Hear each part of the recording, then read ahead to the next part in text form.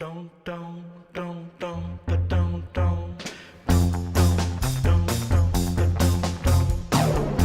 Students.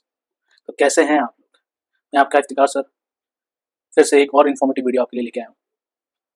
इस video से पहले मैं आप लोग को एक कहानी सुनाता हूँ।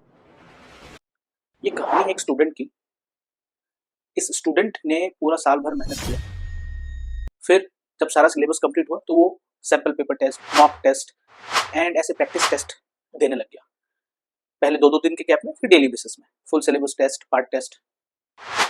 स्टूडेंट का कंसेप्ट क्लियर था, उसको पता था कि उसको क्या आता है क्या नहीं आता है, बट बार बार एक इश्यू उसको आ रहा था कि उसका जो नंबर है वो स्टक हो चुका था, वो बढ़ नहीं रहा था, एक पर्टिकुलर एवरेज स्कोर में रुक गया। बार बार टेस्ट देता, टेस्ट के बाद नंबर देखता तो नंबर हमेशा वैसा ही आता। तो बीच में लास्ट महीने के 20 दिन ही बाकी हैं एग्जाम के लिए, परेशान हो गया काफी ज्यादा। तो वो स्टूडेंट बैठ के उसने अपने टेस्ट का एनालिसिस किया। उसने देखा कि टेस्ट में वो क्या गलतियां कर रहा है। टेस्ट दिए थे उसने, मैक्सिमम 70% टेस्ट में वो एक ही टाइप का गलती कर रहा था। जब उसको वो गलती दिखाई दी तो उसने उस गलती पे काम किया और फिर विद इन 2 to 3 टेस्ट में मार्क्स इंप्रूव होते हुए दिखाई दिए।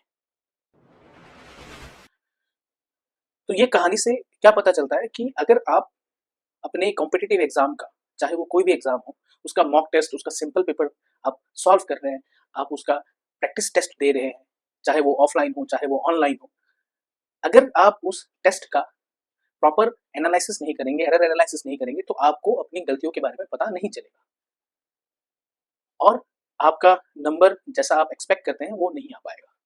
तो इसीलिए किसी भी कॉम्पिटिटिव एग्जाम के प्रिपरेशन के टाइम पे टेस्ट एनालिसिस, और इसको एरर एनालिसिस भी कहते हैं, बहुत ज़्यादा इंपॉर्टेंट रोल प्ले करता है। आपको हर टेस्ट के बाद उसका एनालिसिस करना है और जब आप उस टेस्ट को एनालिसिस करेंगे तो आप उनमें जो होने वाली गलतियां हैं उन पे फोकस करके आप नेक्स्ट टेस्ट को प्रिपेयर कर सकते हैं। इस वीडियो में मैं आपको इसी टेस्ट एनालिसिस के बारे में थोड़ा सा डिटेल में बताऊंगा। मैंने इस टेस्ट एनालिसिस के फॉर्मेट बनाया है। इस फॉर्मेट से आप अपने टेस्ट एनालिसिस को बहुत ही अच्छे तरीके से कर पाओगे।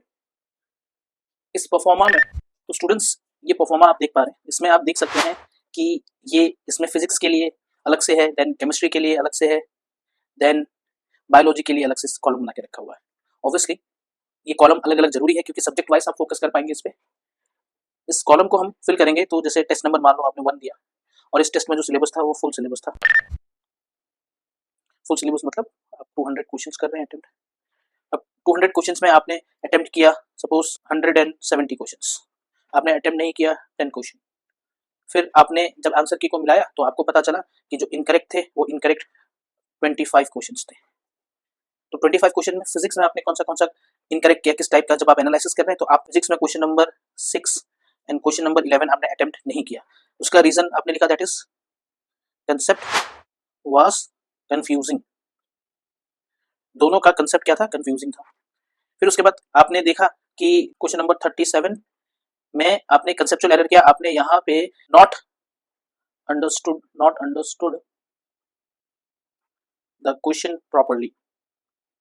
द क्वेश्चन समझ में नहीं आया, 37 में आपने ये लिख दिया। फिर उसके बाद आपने लिखा कि क्वेश्चन नंबर 41 में आपको read use wrong formula use किया। और सिली मिस्टेक्स आपको फिजिक्स में सिली मिस्टेक्स कोई भी नहीं मिला। सिमिलरली आप केमिस्ट्री में गए, केमिस्ट्री में आपने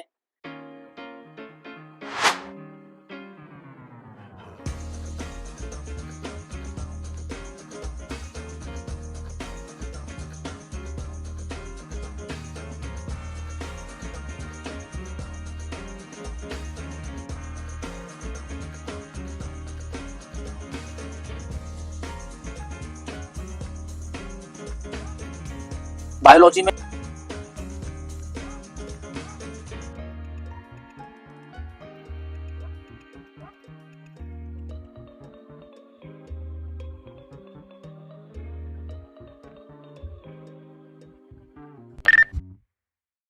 टाइप का कि नॉट अटेम्प्टेड कितना था, बायोलॉजी में कंसेप्चुअल एरर कितना था, सिली मिस्टेक टोटल कितनी की है। इसमें मान लो सिली मिस्टेक इसमें 2 की है सपोज, इसमें केमिस्ट्री में भी आपने सिली मिस्टेक किया होगा, इसमें भी आपने मान लो कि टोटल अभी 1 किया, इसमें टोटल 2 किया, पर सब्जेक्ट वाइज आपको सबका डाटा मिल जाएगा कि आपने कितने रॉन्ग किए, 25 क्वेश्चन में से कितने केमिस्ट्री के थे, कितने फिजिक्स के, कितने बायोलॉजी के, एंड आपके पास ये एक फुल डाटा प्रेजेंट रहेगा। उसके पीछे रीजन क्या है, अब वो कंसेप्ट कौन सा टॉपिक से बिलोंग करता है वो ऑटोमेटिकली आपको पता चल जाएगा।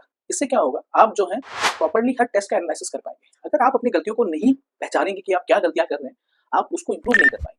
देखिए, आपने सुना होगा practice practice practice practice makes a man perfect, but ऐसा नहीं, परफेक्ट प्रैक्टिस मेक परफेक्शन। तो आपको प्रैक्टिस भी परफेक्टली करना होगा। कॉम्पिटिटिव लेवल बहुत ज्यादा है, तो आपको प्रैक्टिस भी उसी तरीके से बहुत जबरदस्त तरीके से परफेक्टली करना होगा। जैसे एरर एनालिसिस बहुत इंपॉर्टेंट होता है, चाहे वो आप नीट का एग्जाम दे, यूजी पीजी, चाहे आप सीयूटी का एग्जाम दे, चाहे आप एनसेट का एग्जाम दे, चाहे आप नेस्ट का एग्जाम दे, जीआरई का एग्जाम दे, आप नेट का एग्जाम दे, कोई भी कॉम्पिटिटिव एग्जाम अगर आप देंगे, उसके मॉक टेस्ट सॉल्व करेंगे, मॉक टेस्ट सॉल्व करने के टाइम पे उसका एनालिसिस बहुत इंपॉर्टेंट होता है, जो आपको एक्चुअली में इंप्रूवमेंट दिलाएगा।